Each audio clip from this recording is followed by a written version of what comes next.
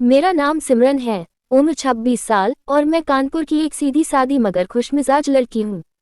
हमारे घर में मम्मी पापा, मेरे भैया और मैं, बस यही हमारा छोटा सा मगर खुशियों से भरा संसार है।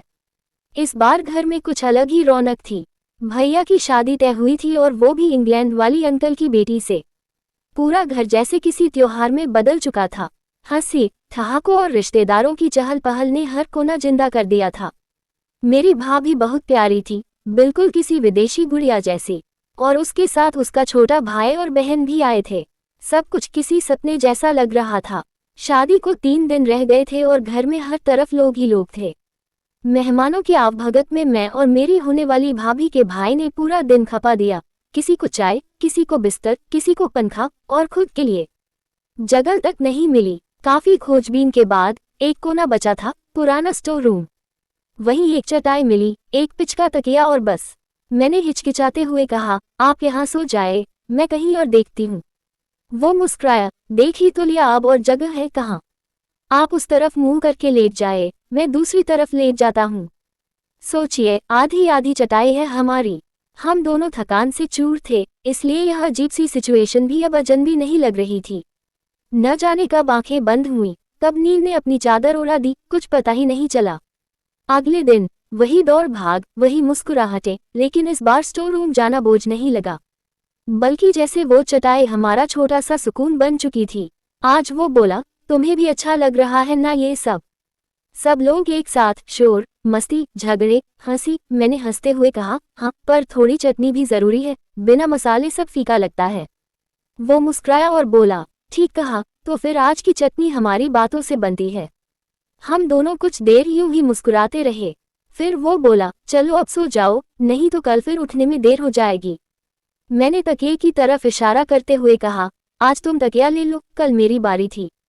वो बोला, नहीं, तकिया आधा आधा, जैसे आजकल की नींदें थोड़ी तुम्हारी थोड़ी मेरी। और उस आधी चटाई पर लेटते हुए किसी पुराने हिंदी फिल्म के सीन जैसा महसूस हुआ, जहां दो अनजाने धीरे धीरे कुछ अपने से लगने लगते हैं। हम दोनों फिर उसी पुरानी चटाई पर थे। आज कुछ अलग नहीं था, बस हम थोड़े कम अजनबी लग रहे थे।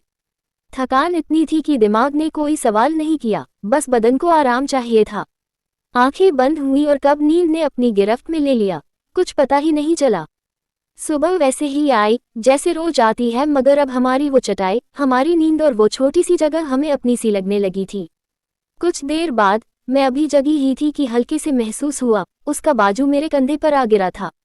शायद नींद में करवट बदलते हुए अनजाने में हुआ हो। मैं हल्का सा सिहर गई, लेकिन कुछ कह नहीं पाई। उसके कुछ ही पल बाद एक टांग भी हल्के से मुझसे टकराए, शायद अनजाने में, या फिर नींद की मासूम हरकत। मैंने खुद को थोड़ा सा किनारे खिसकाया, लेकिन कुछ बोली नहीं, क्योंकि कहीं न कहीं मैं समझती थी यह कोई इरादा नहीं, सिर्फ थकान और भीड़ में बनी उस एक चटाई की मजबूरी थी। मैंने मन ही मन बस इतना कहा, काश ये जगह थोड़ी बड़ी होती, और फिर मैं करवट बदलकर चुपचाप सो गई। रात की वो नींद यूं ही आंखों से उतरती गई। जब मैंने उसकी ओर मुड़कर देखा तो धीरज नींद में डूबा हुआ था। चेहरे पर एक मासूम सी शांति थी, जैसे दिन भर की थकावट ने उसे अपनी गोद में सुला लिया हो। मैंने चुपचाप मुंह दूसरी तरफ कर लिया और नींद को फिर से आवाज दी। पता नहीं कब मेरी पलकों ने हार मान ली और सुबह आ गई। अगले दिन भैया की शादी थी। घर में चहल पहल थी, लेकिन मेरे हिस्से का काम कुछ अलग था, भैया का कमरा सजाना। बाकी सब शादी हॉल जा चुके थे। तभी धीरज वापस आया, चेहरा थोड़ा उतरा हुआ था। क्या हुआ, मैंने पूछा। बस तबीयत थोड़ी गड़बड़ लग रही है, उसने धीरे से कहा। मैंने कहा, दवा लाऊं? उसने कहा, नहीं, तुम क्या कर रही हो? मैंने कहा, भैया का कमरा सजा रही हूँ। वो पास आ गया, मदद करवाओ मुझसे भी। मैं कहने लगी, नहीं, मैं कर लूंगी। वो हंसा, पूछ तो सही, क्या करना है? फिर हम दोनों ने मिलकर कमरा सजाया। हल्के रंग की लाइटिंग, फूलों की झालरें और सजावटी कैंडल्स, कमरा किसी फिल्मी सीन जैसा लगने लगा था।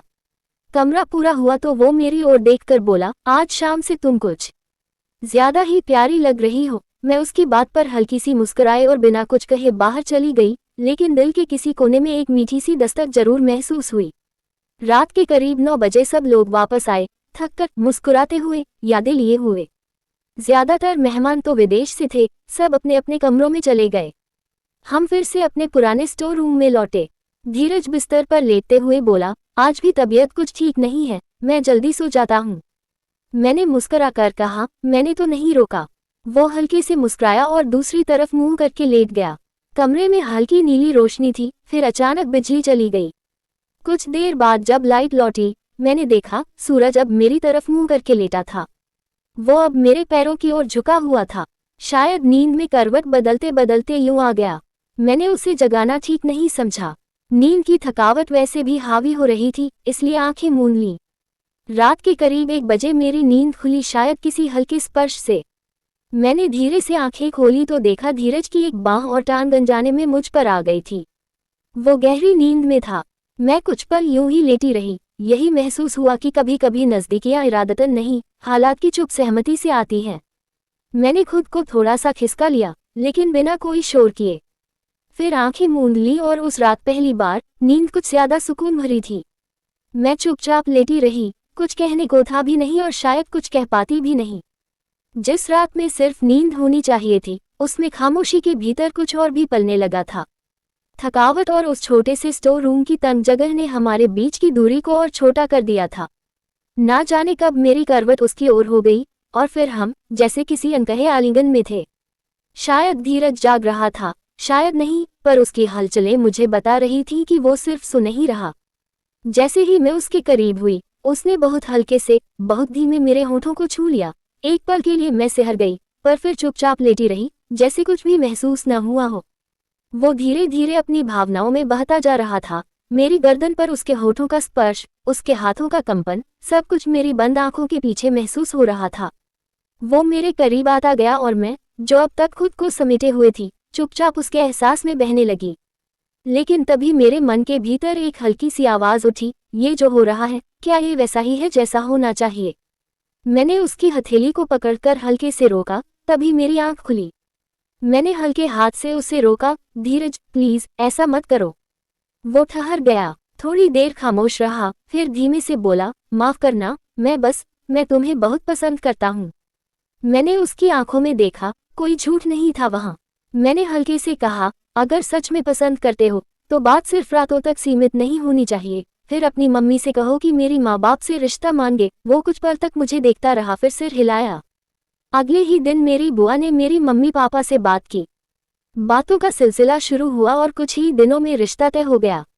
भैया की शादी के साथ साथ अब मेरे घर में भी एक नई रोशनी आ गई थी। हमारी भी शादी हो गई। ना कोई झिझक, ना कोई अफसोस, बस 2 दिल जो सही वक्त पर जुड़ गए। आज हम दोनों हंसी खुशी अपनी जिंदगी जी रहे हैं।